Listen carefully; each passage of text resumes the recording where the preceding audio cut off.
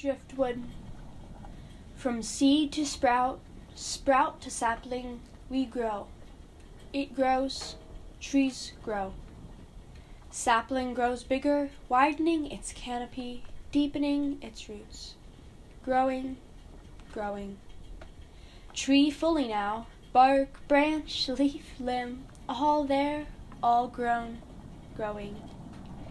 Day of destruction, maybe a storm, maybe a landslide, a way of uprooting, breaking, and destroying of a tree, an ecosystem.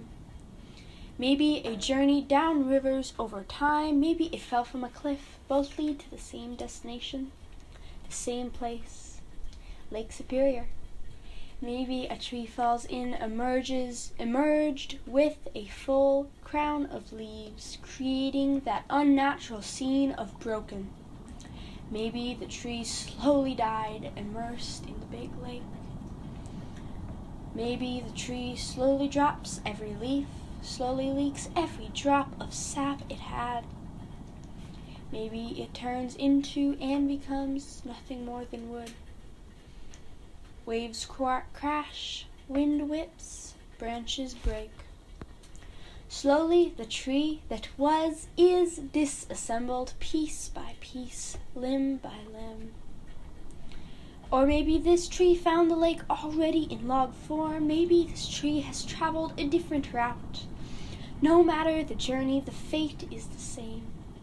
Floating, lost, adrift. Some parts of this used to be tree float, others sink, others like twigs and small branches get picked up by birds for nests, for life. Others get blown away, others still wash to distant shores. This log loses its bark, disforms, disfigures, and reforms and refigures, becomes something completely and utterly new and beautiful.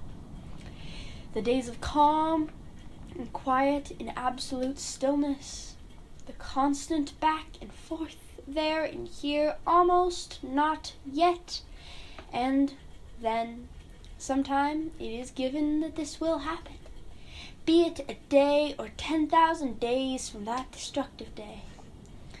These remains will wash ashore, unrecognizable, but so beautiful. I walk along the break, my feet sink into the cold, soft sand. I look out at the constant lap, the constant sway, and as I look back, I find a stick. A beautiful piece of wood, with the grains of wood twisted and shaped of a masterpiece.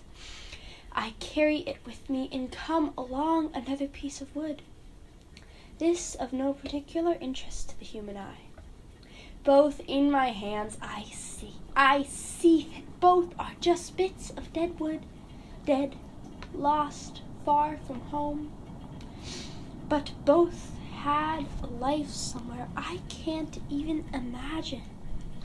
One might have come from Duluth, a poplar that fell in a gale, while the other fell in Canada or way up a river. Both have and had this history that none of us know of, which we may only guess. Both beautiful, both maybe even from the same tree, both just bits of wood. So, never judge before you know everything that there is to know. Then you may make an observation, like about the mere physical difference of these two pieces of wood, and not, my friends, about how ugly that plain stick was, for we don't know. Maybe that stick held on the longest, maybe that root fought its way between rocks to find water to nourish the whole tree. Judging is such a part of our human nature, and how negative it can become. So try, my dears, try at least once to see everything equal and beautiful. 'Tis a gift that is only self-bestowed.